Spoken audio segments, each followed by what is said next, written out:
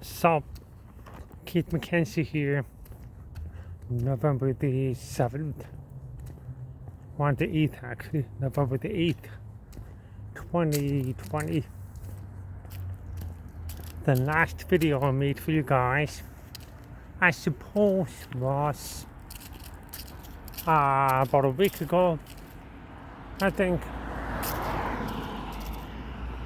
Maybe on my birthday or just before my birthday.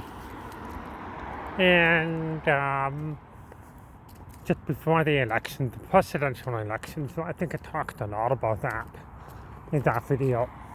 Well, elections come and gone, and happy to say, I guess the good guy won. That's the most simple way to say that, to give you an update. Biden beat Trump in the election, but it wasn't easy. Like normally, when you have an election, you're going to finish the count or come pretty close to finishing the count on election night, and then you're going to have a winner that night.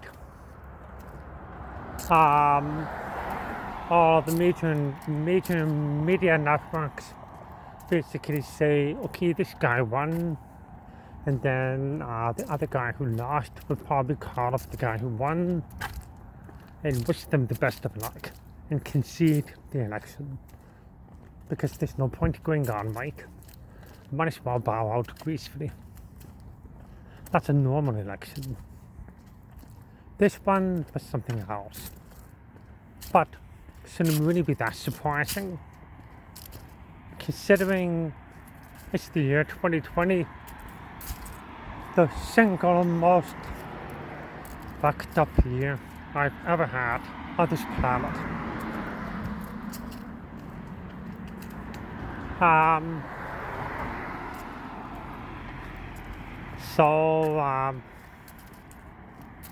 The election count took until Saturday. The election itself was on Tuesday. We had to wait until Saturday before we found out who actually won the damn thing.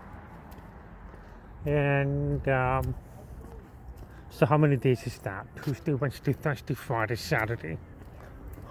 It's about 4 or 5 days.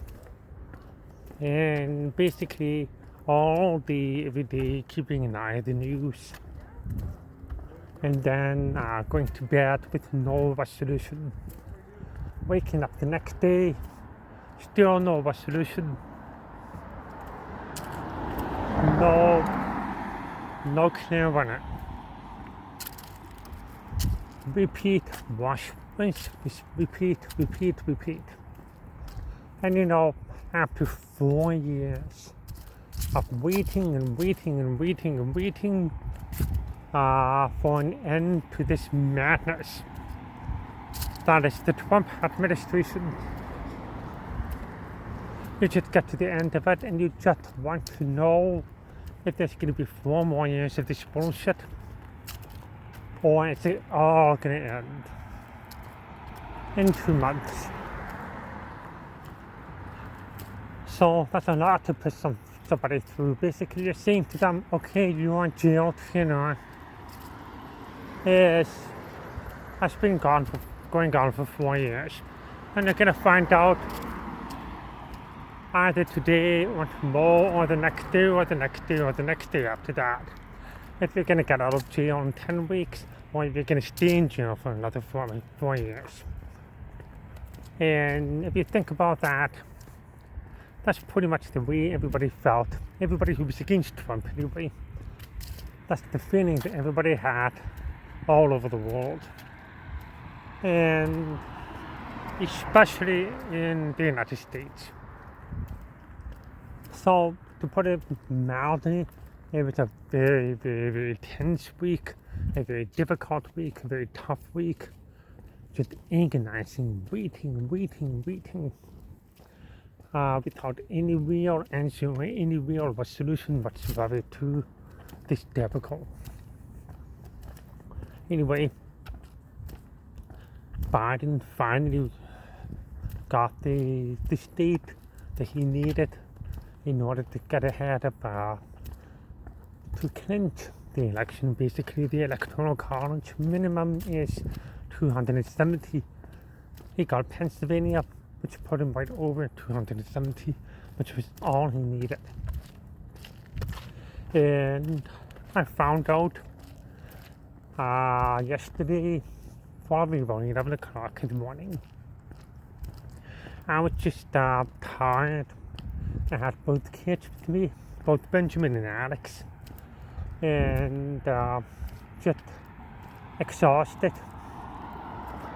A little bit fed up with waiting, kind of gave up on waiting. And then I just said, hey kids, let's go to the playground. And they were both up for it because they always like the playground. For the record, this is the Lincoln School Playground in Melrose on West Wyoming. Look it up if you ever want to go there. That's a place of history for us, because that's when I found out about the election.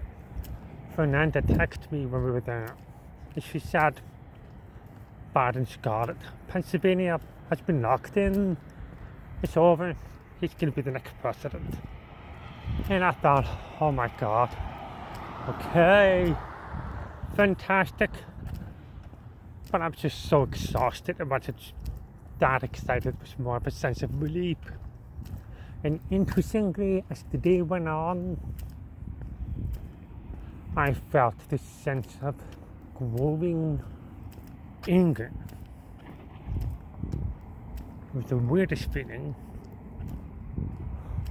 Basically, 4 years of pent-up frustration and anxiety and anger at how shitty things have been. Now I've been through a lot myself since 2016, and these last 4 years have been some of the most difficult of my life. And having a guy like Trump as a president didn't help at all. So I guess I did not realize just how pent up that anger was inside of me. It's just this rage, kind of a feeling of, I guess the best way to describe it is having been in jail for a crime I didn't commit, and being excited about getting out of jail, finally being released once the government figured out that I didn't commit the crime. Would I be overjoyed? Yes. Relieved? Yes. Can I exhale? Yes. However, there would be this mounting anger at the injustice that I had been dealt. And so that getting all mixed up in the middle of relief, it's the weirdest feeling. I never felt like that before. And just hold on, looking at the intersections. And let's see here.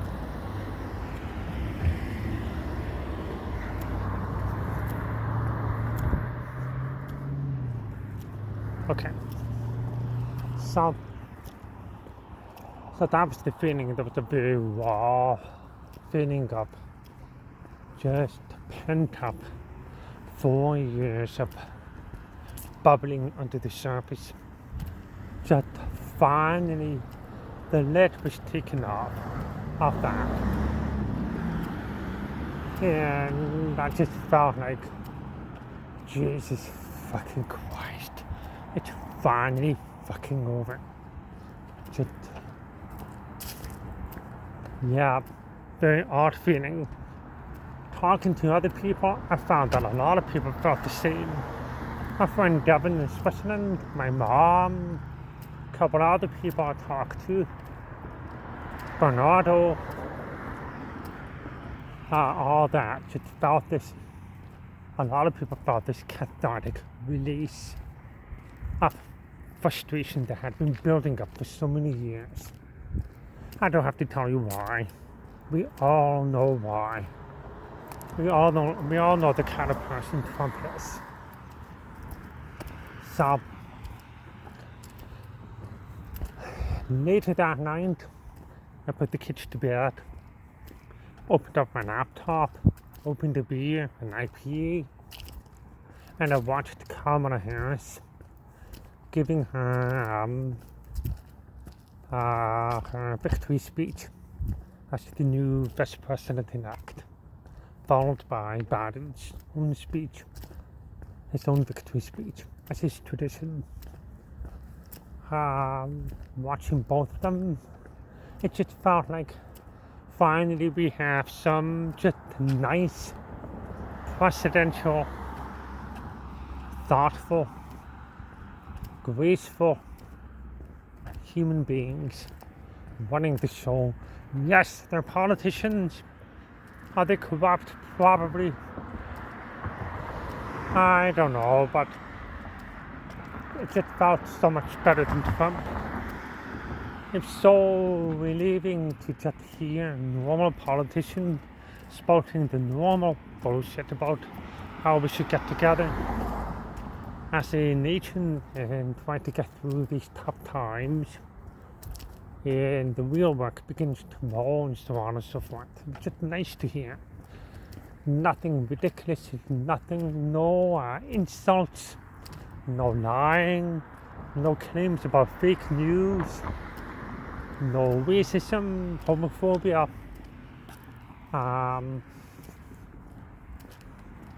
xenophobia, none of that.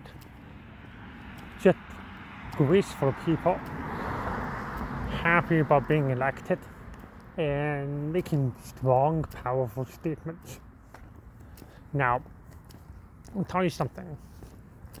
Because it's 2020 and this is not happening, at least for a few years, if it even happens at all. But I will make this prediction. Could be Joe Biden is a one-term president. He's a one-term president, not because he's going to be a bad president. He's more of a stopgap kind of a president. He's probably too old to have a second term. It's like literally, what is about 78 years old? He's the oldest president ever. Older than Reagan even. And literally the oldest president, he's as old as my dad. That's pretty old, 78 years old.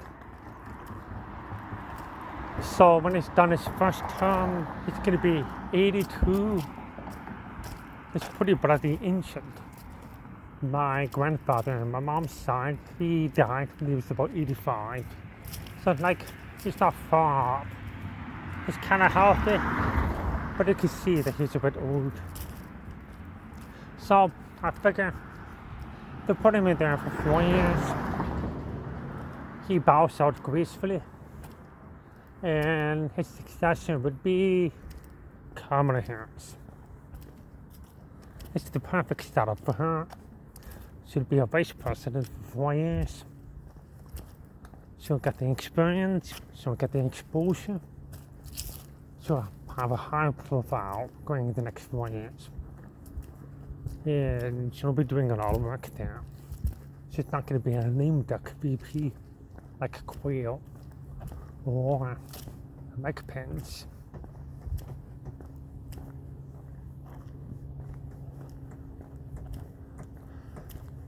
So, that's my prediction. Kamala Harris may be the next president after this one. So when I think about it, pretty good track record for the Democrats. Literally, first Irish Catholic president in JFK, first black president in Obama, first female VP, first black female VP, first Indian American VP, followed by the same as a president. All of this in just 3 or 4 terms. That's pretty good, impressive. That's progressive. Not as progressive as it should be, but I'll take it. Anyway, I guess I'll close out by saying this. I am very relieved and very happy that the Trump nightmare is about to come to an end. We don't have to deal with this bullshit anymore. Because in 10 weeks, he's not going to have any more power. The only power he'll have is populist. He won't have any actual legal executive powers. Good. Because he was too dangerous as a leader. What he would have done if he had 4 more years in the White House without the need to do anything in order to maintain support. It's just dangerous and frightening to think about. So I'm just glad. The second thing I'm going to say is Biden's not going to fix everything. He's not. He'll be good. It'll be refreshing, but he won't fix everything. Because one person does not fix shit. It's just moving up the needle 1 degree to another direction.